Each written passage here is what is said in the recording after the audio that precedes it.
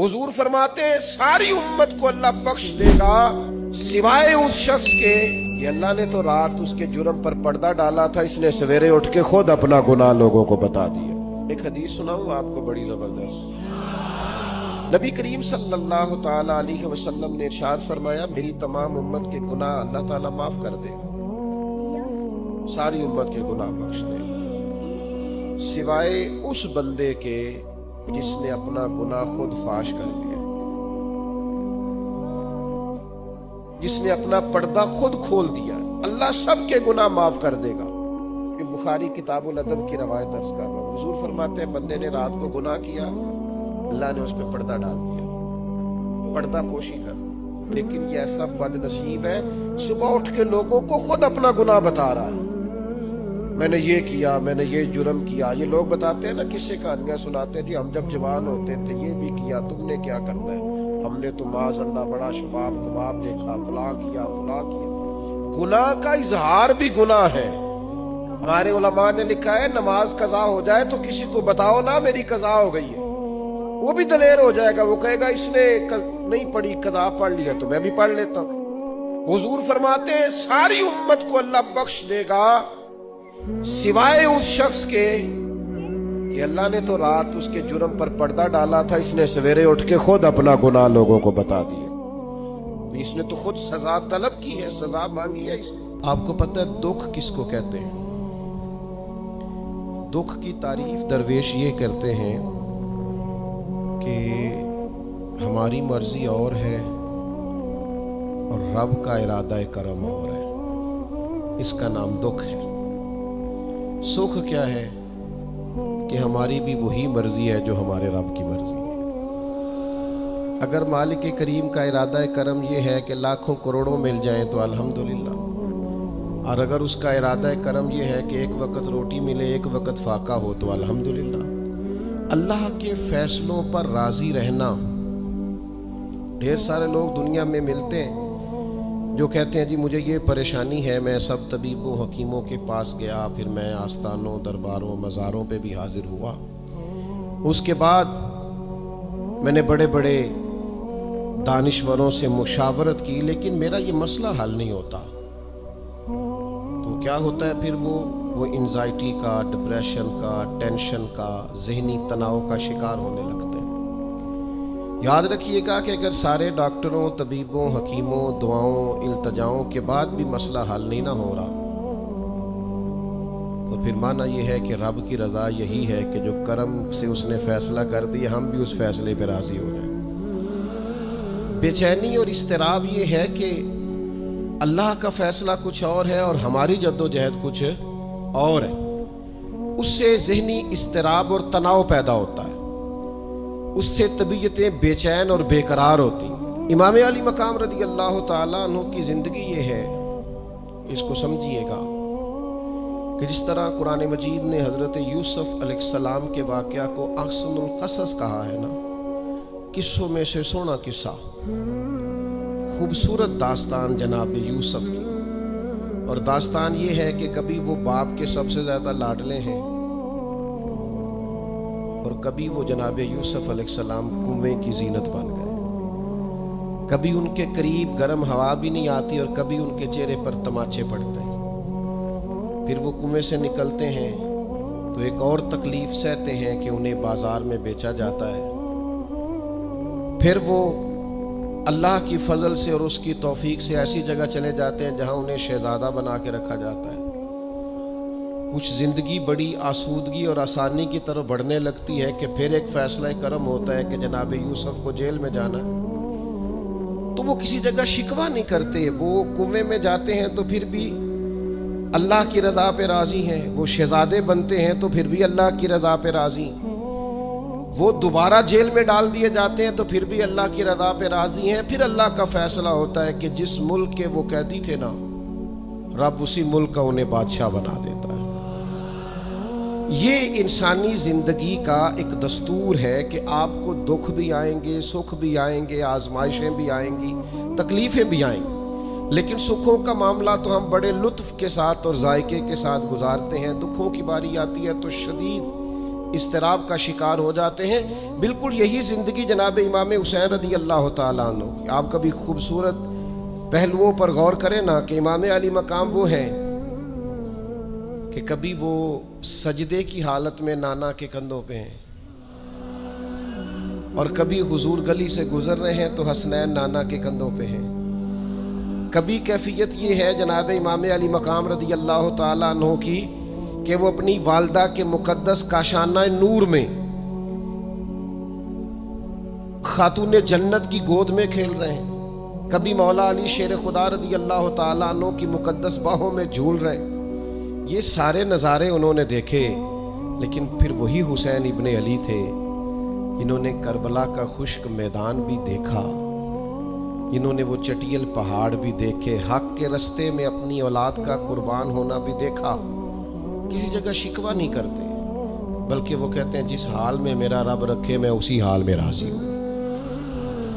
ہمارے ہاں یہ ہوتا ہے کہ ہم سکھوں کو تو یاد ہی نہیں رکھتے، ہمیں صرف تکلیفیں یاد رہتی ہیں، صرف آزمائشوں کو یاد رکھتے ہیں، مثبت پہلوؤں کو نہیں سوچتے۔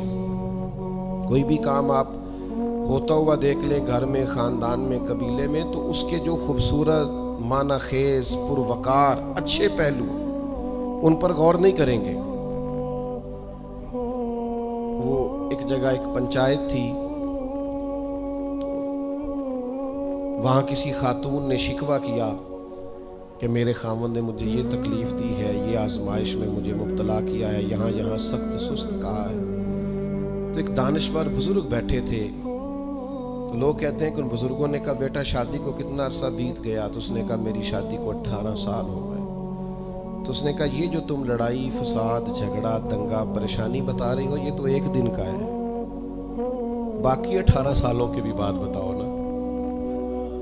تم نے ایک دن کا جھگڑا تو یاد رکھا، اور اس ایک دن کے جھگڑے کے نتیجے میں آنے والی تکلیف کو بھی تم نے یاد رکھا، لیکن وہ جو 18 سال تمہارے اپنے شوہر کے ساتھ سکھی گزر گئے، ان کا بھی تو تذکرہ کرو۔ تو کچھ دیر کی خاموشی کے بعد اللہ نے اس خاتون کے دل میں ٹھنڈک پیدا کی، اور وہ کہنے لگی میرے شکوے دور ہو گئے ہیں، اب میں انشاءاللہ کوشش کروں گی کبھی دوبارہ اپنے شوہر کی شکایت نہ کروں۔ اب بات کو سمجھیں، ہم اپنی زندگی کی صرف شکایتیں، یعنی دکھی ہیں صرف زندگی میں، وہ دعا کرتے جی میرے گھٹنے میں درد ہے، باقی جسم ٹھیک ہے نا ماشاءاللہ سارا، اس کا شکر بھی ساتھ ادا کریں۔ دعا کریں جی آج کل کاروبار نہیں چل رہا، تو اس سے پہلے ساری زندگی ٹھیک چلتا رہا ہے نا، اس کا شکر بھی ادا کر لیں۔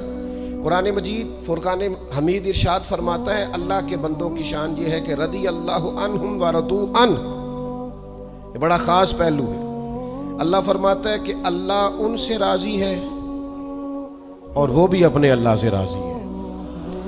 اللہ نے انہیں جس حال میں رکھا ہے وہ بھی اللہ سے راضی ہیں۔ ذالک الفوز العظیم، اللہ فرماتا ہے یہ بڑی کامیابی ہے، اللہ بھی ان سے راضی ہے اور وہ بھی اللہ سے راضی ہیں۔ امام غزالی رحمت اللہ تعالیٰ علیہ سے کسی نے پوچھا یہ بندے کا اللہ سے راضی ہونے کا کیا مطلب ہے؟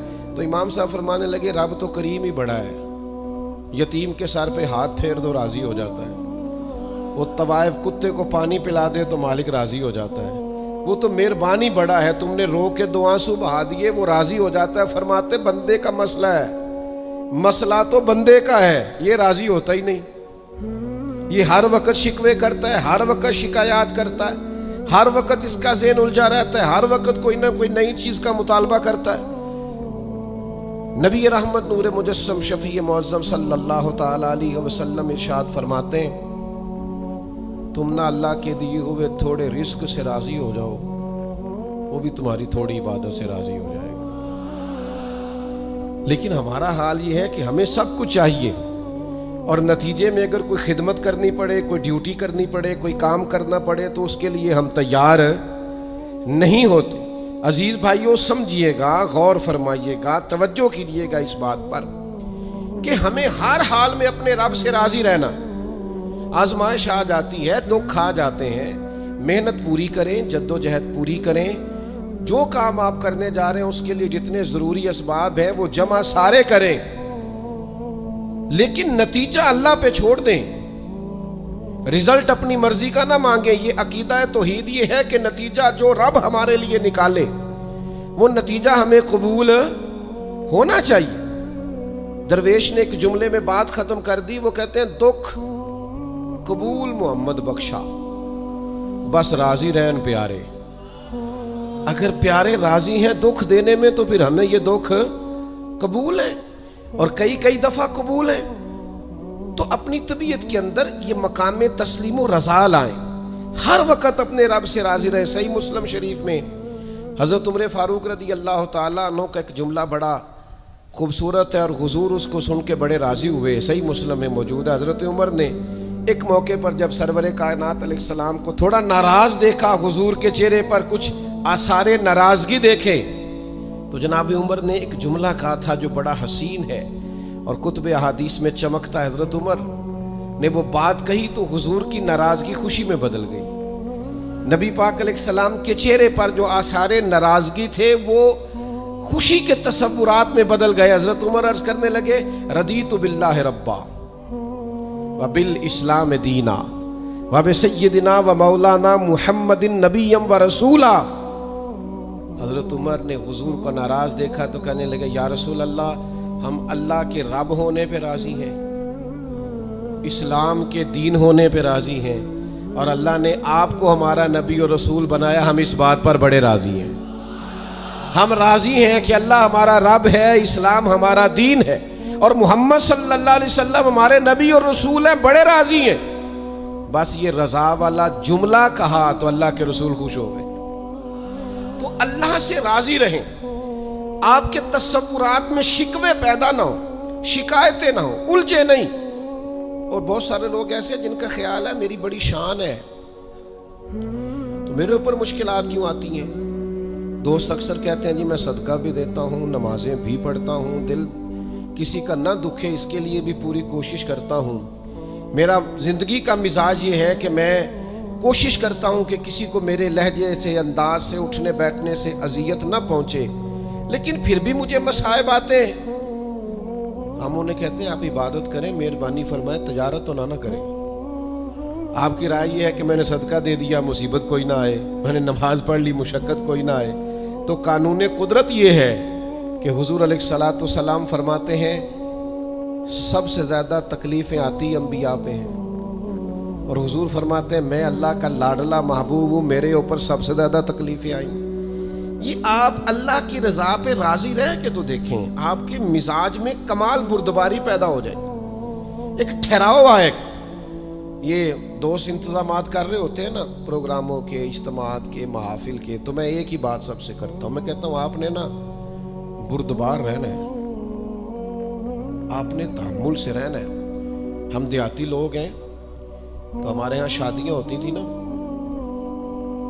تو شادیوں پہ رشتہ دار اکٹھے ہوتے تھے، تو صرف یہ فکر نہیں ہوتی تھی کہ کھانا پورا ہو جائے، صرف اتنی فکر نہیں ہوتی تھی کہ ان کے سونے کا انتظام ہو جائے، ایک فکر اور بھی ہوتی تھی کہ بندے بڑے اکٹھے ہوئے ہیں، سارے برادری اکٹھی ہوئی ہے، کدے لڑ نہ پین آپس میں۔ ہمارے ہاں نا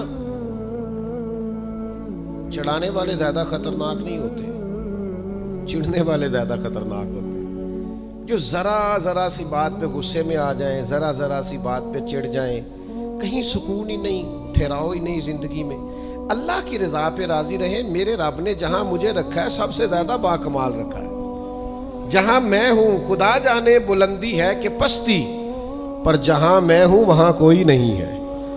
آپ اپنے رب کی رضا پہ راضی رہیں کہ میری جہاں ڈیوٹی ہے، کیا ہی بات ہے، میری جہاں ڈیوٹی، حضرت صدیق اکبر کو امیر المومنین بنایا گیا، لیکن جناب بلال حبشی کے پاس مدینے والے محبوب کے مہمانوں کی ذمہ داریاں تھیں، مسجد نبوی کی کنجیاں تھیں۔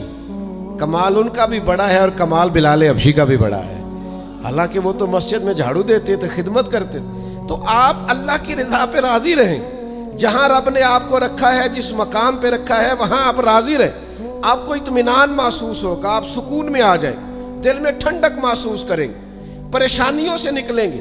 یہ حدیث دیکھیے امام غزالی نے لکھی ہے، نبی پاک صلی اللہ تعالیٰ علیہ وسلم کے پاس نا صحابہ کی ایک جماعت آئی، انہوں نے عرض کی یا رسول اللہ صلی اللہ علیہ وسلم ہم ایماندار ہیں۔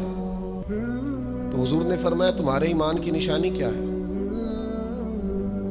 تم صاحب ایمان ہو تو دلیل کیا ہے؟ انہوں نے عرض کی یا رسول اللہ یہ ذرا دلیل سننا، عرض کرنے لگے یا رسول اللہ مصیبت آئے تو صبر کرتے ہیں، نعمت ملے تو شکر کرتے ہیں، اور یا رسول اللہ رب جو فیصلے کر دے ہم اس پر راضی رہتے ہیں۔ حضور فرمانے لگے کعبے کے رب کی قسم تو واقعی ایماندار لوگ، اگر تم اللہ کے فیصلوں پہ راضی ہو، اگر تم نعمتوں پہ شاکر ہو، مصائب پر صابر ہو، تو تم واقعی مومن ہو۔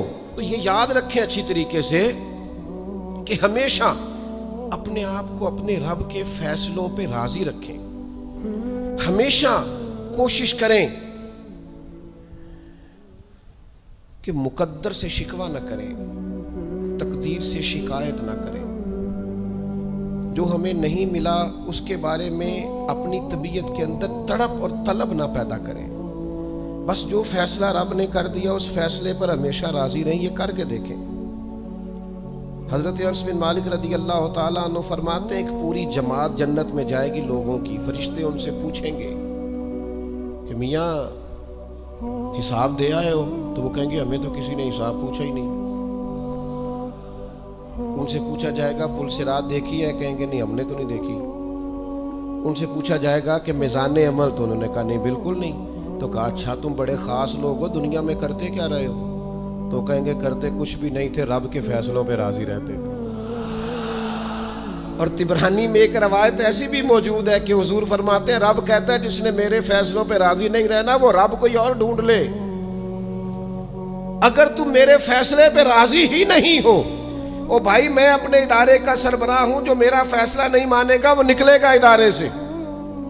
میں اپنی جماعت اور تنظیم کے تعلق سے کوشش کروں گا کہ امیر کی اطاعت کا سبق دوں، اگر کوئی نظم و ضبط درست نہیں کرے گا، یہ ایک حال ہے یہاں کے جو مینجمنٹ کے کام ہیں، معاملات ہیں، ایک سربراہ آپ نے بنایا ہوتا ہے، اب اس کی اگر بات نہیں مانے گا کوئی ورکر، کوئی کام کرنے والا، تو یقیناً وہ کہیں گے کہ میاں آپ بات نہیں مان رہے، تمہارا نظم و ضبط خراب ہوتا ہے، لہذا اگر آپ نے ہمارے نظم کے اندر نہیں رہنا تو آپ نکل جائیں۔ تو اللہ کے فیصلوں کو جو لوگ تسلیم نہیں کرتے، اللہ کے فیصلوں کو جو لوگ تسلیم نہیں کرتے، یقیناً وہ کمزور ہو جاتے ہیں۔ آج بڑے لوگ ہیں جو وظیفے پوچھتے ہیں اللہ کیسے راضی ہوگا؟ بتاؤں وظیفہ آپ کو؟ امام غزالی لکھتے ہیں کہ حضرت موسیٰ کلیم علیہ السلام نے اللہ کے حضور عرض کیا مالک میری قوم پوچھتی ہے تو کیسے راضی ہوگا، ہم تجھے راضی کرنا چاہتے ہیں تو کیسے راضی ہوگا؟ تو حضرت موسیٰ علیہ السلام سے رب کریم نے فرمایا ان سے جا کے کہہ دو کہ مجھ سے راضی ہو جائے میں بھی ان سے راضی ہو جاؤں۔ یہ اپنے رب سے راضی رہیں، جو رب ان کے لیے فیصلہ کرے۔ وہ حضرت سفیان ثوری دعا مانگ رہے تھے نا، یا اللہ راضی ہو جا، یا اللہ راضی ہو جا، یا اللہ راضی ہو جا، تو حضرت رابعہ بصریہ رحمۃ اللہ علیہا بھی پردے کے پیچھے بیٹھی تھیں، تو جب انہوں نے بہت زیادہ اس دعا پر اصرار کیا نا یا اللہ راضی ہو جا، تو پردے کے پیچھے سے بول پڑی، کہنے لگی سفیان اب کچھ اور نہ مانگے اللہ سے، آگے نہ چلے۔ جناب سفیان کہنے لگے میں دعا ہی کر رہا ہوں کہ یا اللہ تو راضی ہو جا۔ تو فرمانے لگی پہلے اپنے دل پہ ہاتھ رکھ کے بتائیں آپ اللہ سے راضی ہیں؟ آپ تو کہتے ہیں یہ ہے تو یہ نہیں ہے، کبھی یہ بھی مل جائے نا، اگر آپ ناراض نہ ہوں تو۔ پہلے خیال تھا ایک سواری مل جائے چاہے موٹر سائیکل ہی ہو، مل گئی، اب بڑے پریشانی ہوتی ہے، کبھی 4 ٹائروں والی ہوتی نا، وہ بھی مل گئی، دے دی، طلب ہی یہ تھی۔ اب خیال آتا ہے کبھی تھوڑی سی بڑی مل جائے نا، وہ بھی مل گئی۔ اب جن کی ذرا گاڑیاں اونچی ہیں، ٹائر چوڑے ہیں، وہ پریشان کرتے ہیں، تو بندہ تو روک ہی نہیں رہا کہیں۔ تو حضرت کلیم سے رب نے فرمایا ان سے کہو مجھ سے راضی ہو جائے میں بھی ان سے راضی ہو جاؤں۔ لیکن ہماری طبیعت کی بے چینی، ہمارے مزاج کی بے قراری، ہمارے لب و لہجے کا وہ عالم کہ ہم خوش نہیں ہوتے۔ ڈھیر سارے لوگ ہیں، آپ کچھ بھی کر لیں، کچھ بھی گھر میں لے آئیں، کچھ بھی ہو جائے، کتنی بھی نعمت مل جائے، ان کا مزاج اس طرح کا بن جاتا ہے، خوش نہیں۔ میں اکثر دوستوں سے کہتا ہوں کہ بعض دوست ایسے ہیں جن کا انداز اس طرح کا ہے کہ ان کو کوئی بھی نعمت مل جائے تو ان کی طبیعت سکون پذیر نہیں ہوتی۔ حضرت عبداللہ ابن عمر رضی اللہ تعالیٰ عنہ صحابہ میں سے بڑے صالح آدمی ہیں، نیک آدمی ہیں، حضرت عمر کے صاحبزادے ہیں، اور اللہ کے حبیب علیہ السلام نے فرمایا یہ بڑے نیک ہیں۔ تو سیدنا عبداللہ ابن عمر رضی اللہ تعالیٰ عنہ کے نا ایک صاحبزادے بیمار تھے۔ یہ جو بچے بیمار ہوں یا کسی تکلیف میں ہوں تو یہ ماں باپ کو بڑا بے چین کر دیتے ہیں۔ اپنی بھوک بھی بندہ سہ لیتا ہے، اپنی بیماری اور تکلیف بھی سہ لیتا ہے، لیکن اگر اولاد کسی آزمائش کا شکار ہو جائے، پریشانی کا شکار ہو جائے تو انسان بڑی تکلیف میں آ جاتا ہے۔ حضرت عبداللہ ابن عمر رضی اللہ تعالیٰ عنہ بڑے پریشان تھے اپنے بیٹے کو لے کر، اور جو ان کے قریبی لوگ تھے وہ محسوس کرتے تھے کہ شدید ذہنی اضطراب میں مبتلا ہیں سیدنا عبداللہ ابن عمر۔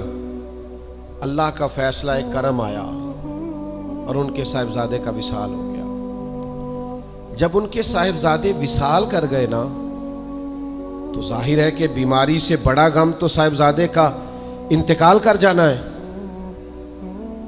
تو جنازے کے لیے جو لوگ آئے اور اس کے بعد جو تعزیت کے لیے لوگ آئے، وہ کہتے ہیں ہم نے جناب عبداللہ ابن عمر کو بڑا مطمئن دیکھا،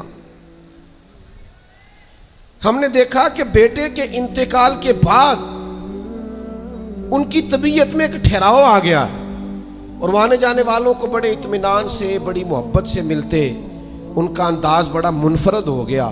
ایک صاحب نے پوچھ ہی لیا کہ جناب آپ پہلے بڑے بے چین تھے، اب آپ کی طبیعت میں بڑا ٹھہراؤ آ گیا، وجہ کیا ہے؟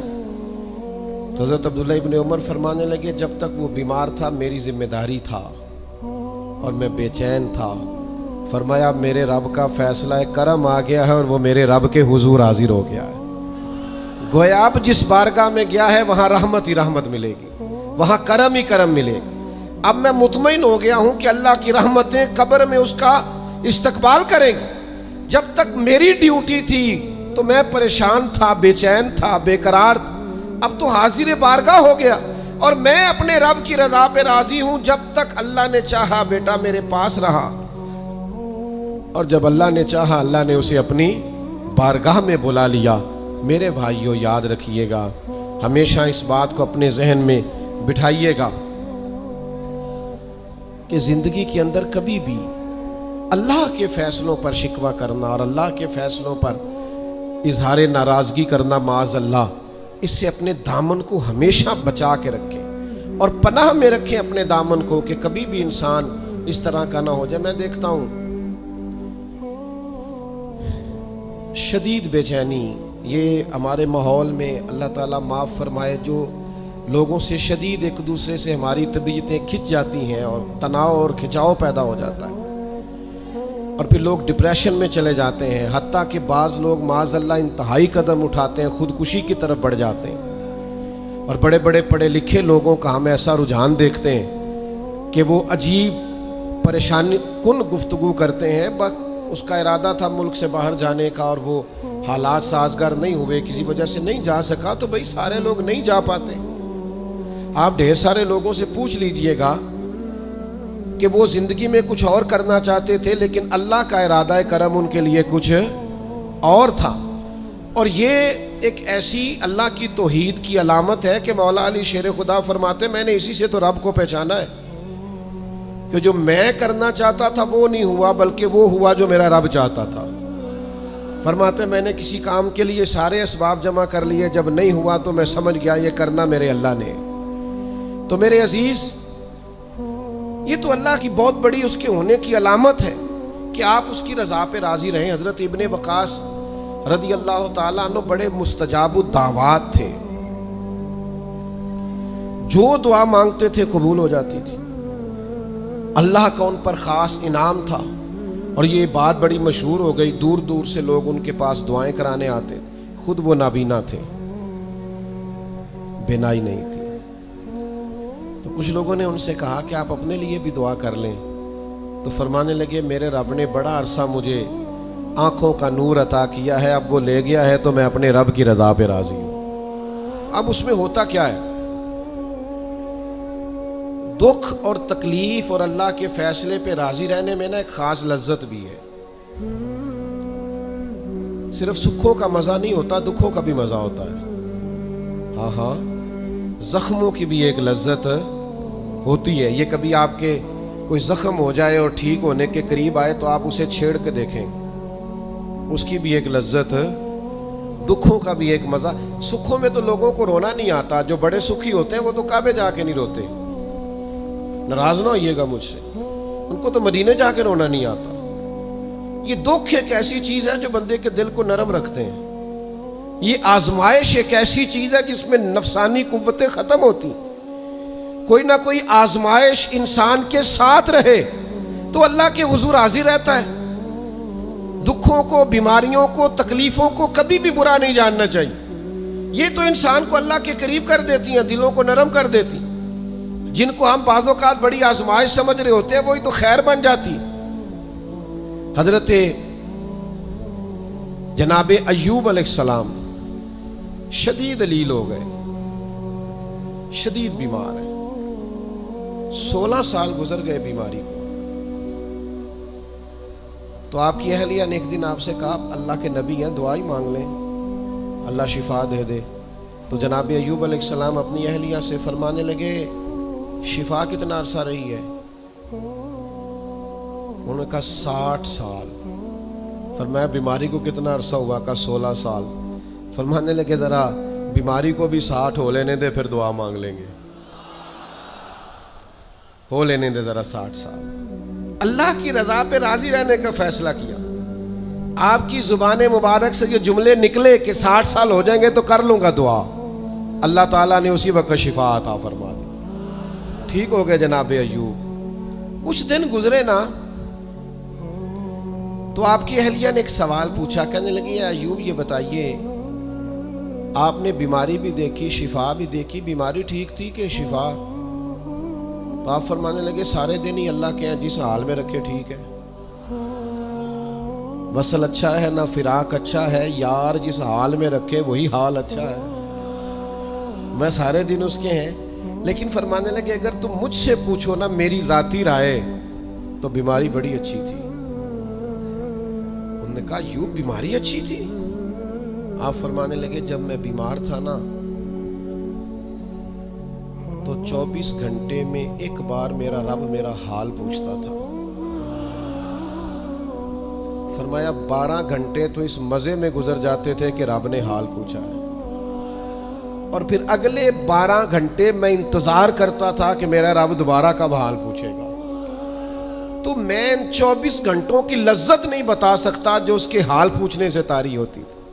تو فرمایا شفا تو مل گئی ہے پر اب وہ حال تو نہیں نہ پوچھتا.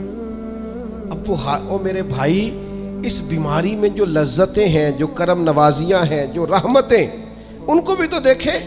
اپنے کریم رب کی رضا پہ راضی تو رہے. خبر مشہور ہو گئی تھی امام حسین شہید ہو جائیں گے. نبی کریم علیہ السلام نے بھی یہ خبر ارشاد فرمائی. پتہ مولا علی کو بھی تھا، سیدہ پاک بھی جانتی تھی، امام حسین بھی جانتے تھے. یہ خبریں رہی ہیں نا. حضرت صدیق اکبر کھڑے ہیں، جناب عمر کھڑے ہیں، حضرت عثمان کھڑے ہیں احد پہاڑ پر. تو پہاڑ ہلنے لگا. دیکھیے نا صحیح حدیث میں موجود ہے. تو نبی کریم علیہ السلام نے فرمایا پہاڑ ٹھہر جا، تیرے اوپر ایک نبی، ایک صدیق اور 2 شہید کھڑے ہیں. تو حضور نے بتا دیا نا کہ جناب عمر بھی شہید ہوں گے، جناب عثمان بھی شہید ہوں گے. لیکن کیا ایک دفعہ بھی حضور نے یہ دعا مانگی کہ اللہ انہیں شہادت سے بچا؟ معاذ اللہ کوئی دعا مانگی کہ یہ شہید نہ ہو، قتل نہ کیے جائے؟ یہ تو سعادت ہے. امام حسین کو پتہ ہے، مولا علی کو پتہ ہے، سیدہ فاطمہ کو پتہ ہے، یہ خبر مشہور ہے، یہ شہید ہو جائیں گے. اور یہ بھی پتہ ہے کہ آزمائشیں آئیں گی. لیکن کسی نے بھی یہ دعا نہیں مانگی اللہ انہیں آزمائشوں سے بچا. جس نے بھی دعا مانگی ہے یہی مانگی اللہ صبر بھی عطا فرما اور استقامت بھی عطا فرما. اس بات کو سمجھیں آپ کہ آپ بچے کو اگر ڈرائیں گے نا امتحان خطرناک ہوتے ہیں، امتحان نہیں دینے، تو وہ تو کسی جگہ کامیاب نہیں ہوگا. اس کو امتحان کا خوف نہ دلائیں، اس کی تیاری کرائیں، اس کی ذہن سازی کریں کہ امتحان دینا ہے. اس کو یہ شعور دیں کہ بیٹا کامیاب ہونا ہے. ہم نے ڈرا دیا ہے بچوں کو، ہم نے انہیں اس طرح کا بنا دیا ہے کہ وہ سہمے رہتے ہیں، پتہ نہیں کیا ہو جائے گا. ہزاروں سینکڑوں لوگوں کو روز جی ٹی روڈ سے گزرنا پڑتا ہے، لاکھوں کروڑوں لوگ گزرتے ہوں گے. اللہ معاف کرے کو سب کا ایکسیڈنٹ تو نہیں نہ ہو جاتا. تو اگر آپ بچوں کو چھپاتے پھریں کہ روڈ پہ نہیں چڑھنا، بھائی انہیں آپ گاڑی صحیح چلانی سکھائیں، عمر کے مطابق ان کو سواری دیں، ان کی ٹریننگ صحیح کرائیں، انہیں کہیں کہ یہ ٹریفک کے قوانین ہیں ان کی پابندی کرو. لیکن انہیں یہ خوف نہ دلائیں کہ روڈ پہ نہیں جانا. یہ خوف نہ دلائیں انہیں کہ ہم نے اس راہ سے گزرنا نہیں، پتہ نہیں کیا ہو جائے گا۔ وہ بھائی اس طرح تو سانپ سے ڈرتا ڈرتا رسیوں سے بھی ڈرنے لگے گا۔ اللہ جو فیصلہ کر دے اس فیصلے پر پوری طرح راضی رہنا ہے۔ ہمارے مزاجوں میں مقام تسلیم و رضا نہیں ہے۔ یہ مومن دیانتدار کیوں ہوتے تھے؟ کروڑوں روپیہ ایک شخص کا سامنے پڑا ہے اور بندہ وہ ہے جس نے صبح سے کھانا نہیں کھایا، لیکن وہ کروڑوں روپے پہ نظر نہیں ڈالتا تھا۔ کیوں؟ کہ وہ اللہ کے فیصلے پہ راضی تھا۔ وہ کہتا تھا یہ چاہے کروڑوں ہیں پر میرا نہیں ہے۔ آج لوگ لوگوں کا مال دے کے سازشیں نہیں کرتے، شرارتیں نہیں کرتے، لالچ نہیں پیدا کرتے، چوری ڈکیتی دھوکہ فریب فراڈ کیا کیا چالیں نہیں چلتے۔ اگر یہ اللہ کے فیصلے پہ راضی رہیں کہ رب نے جو میرے لیے رکھا ہے وہی میرا حق ہے، تو کبھی ان کی طبیعت میں یہ بات پیدا نہ ہو کہ ہم نے دھوکہ دینا ہے، فراڈ کرنا ہے، فریب کرنا ہے۔ آپ مقام میں تسلیم و رضا پہ آ جائیں۔ ڈھیر سارے لوگ ہیں جو جہاں کھڑے ہیں وہاں راضی نہیں، سامنے والا انہیں بڑا خوش نظر آتا ہے، بڑا خوش کہ یار میں بڑی تکلیف میں ہوں، یہ فلانے شعبے والا بڑے سکون میں ہے۔ تو بھائی کبھی اس سے بھی تو پوچھ کے دیکھنا، اس سے پوچھ، وہ کہے گا جتنے کانٹوں پہ میں بیٹھا ہوں دوسرا ہے ہی کوئی نہیں۔ ہم جو کام کر رہے ہوتے ہیں نا اس کام کا مزہ نہیں لیتے، ہمیں وہ کرنا ہے جو سامنے والا کر رہا ہے۔ بھئی آپ جو کر رہے ہیں اس کو مزہ لے کے کریں، مقام تسلیم و رضا پہ رہیں۔ وہ جو سامنے والا کر رہا ہے اللہ نے اس کی ڈیوٹی لگائی ہے، وہ کرے گا۔ اور یہی بات یہاں تک پہنچ جاتی ہے کہ ہمیں سب کا پتہ ہوتا ہے کون کیا کر رہا ہے، اپنا نہیں پتہ ہوتا، کیونکہ ہم وہ چاہتے ہیں جو ہمارا حق نہیں، اس طرف بڑھتے ہیں جو ہمارا نصیبہ نہیں۔ تو اچھی طرح اس بات کو اپنے ذہن میں بٹھائیں کہ اللہ کے فیصلوں پہ راضی رہنا، اللہ کی رضا پہ راضی رہنا، اپنے رب سے ہر وقت راضی رہنا، یہ بندہ مومن کی شان ہے۔ اگر اللہ کے فیصلوں پہ راضی رہو گے نا تو زندگی میں اتنا سکون آ جائے گا، اتنا اطمینان آ جائے گا، لہجوں میں اتنا ٹھہراؤ آ جائے گا، آپ کو محسوس ہوگا کہ آپ کی شخصیت سنجیدہ ہو گئی ہے، وزادار ہو گئی ہے۔ آپ کے مزاج کے اندر ایک اللہ تعالیٰ نے خاص کمالات رکھ دیے، لیکن اگر آپ یہ نہیں کریں گے، اللہ کے فیصلوں پہ راضی نہیں رہیں گے، تو پھر آپ نتیجہ اس کا دیکھ لیجئے گا۔ ہر وقت کی بے چینی، بے قراری، الجھاؤ اور طبیعت کے اندر اضطراب، یہ آپ کو بے چین رکھے گا۔ ہم اپنی زندگی میں اگر تھوڑا سا یہ والا فیصلہ لے آئیں، آپ دیکھیں نا، انداز دیکھیں، 14 لوگ شہید ہو گئے تھے بدر میں، ان میں سے تو کوئی کسی صوبے کا گورنر نہیں بنا، انہوں نے تو مکہ کو فتح ہوتے نہیں دیکھا، انہوں نے تو روم کو، یمن کو، شام کو فتح ہوتے نہیں دیکھا۔ لیکن یاد رکھیے گا ان 14 لوگوں کا خون بنیاد بنا تھا کہ اللہ نے اسلام کو طاقتیں اور قوتیں عطا فرمائی۔ وہ اللہ کے فیصلوں پہ راضی تھے کہ ہم نے یہاں جان دینی ہے، انہوں نے پیش کی۔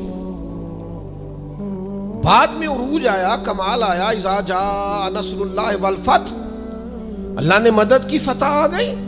لیکن ان لوگوں نے اس وقت یہ فیصلہ کیا کہ ہمیں اللہ کی رضا کے لیے ڈٹنا ہے، کھڑے ہونا ہے۔ تو سب لوگ، میں اکثر کہتا ہوں، یہ تحریک ختم نبوت پر لوگ کلام کرتے ہیں تو قائدین کا، علماء کا نام لیتے ہیں، میں کہتا ہوں بالکل ٹھیک ہے، ان لوگوں نے بڑی خدمات سر انجام دی، لیکن جو ان کے پیچھے لوگ تھے، جو کوششیں کرتے رہے، جو عوامی طاقت تھی، ان سب کی ہمتیں بھی شامل ہیں۔ میں الحمدللہ آیا ہوں یہاں اور سیدھا آ کے بیان کر کے نکل کے جا رہا ہوں، تو یہ سارا کچھ میری کاوش نہیں ہے۔ یہ تو جو لوگ آدھی رات کو سڑک پہ پوسٹر لگاتے رہے، دن کو یہاں آتے رہے، رات جاگتے رہے، محنت کرتے رہے، پریشان ہوتے رہے، الجھتے رہے، یہ تو ان لوگوں کی کاوش ہے، یہ ان لوگوں کا کمال ہے۔ ہم سمجھتے نہیں اس چیز کو۔ جب تک آپ اپنے مزاج میں ٹھہراؤ نہیں لاتے اور چھوڑ دیں دوسروں کا کام اپنے کھاتے میں ڈالنا، یہ بھی میرا ہے، یہ بھی میرا ہے، یہ بھی میں نے کیا، یہ بھی میں، اس سے بھی بے چینی پیدا ہوتی ہے۔ ہم نے جو کیا ہے ہم اس حد تک رہیں اور اللہ تبارک و تعالیٰ کے فیصلے پر سر تسلیم خم کریں۔ یقین کرو اللہ کا فیصلہ کیسے ماننا ہے، اس کی اگر کسی نے صحیح تصویر دیکھنی ہے تو واقعہ کربلا کو دیکھیں۔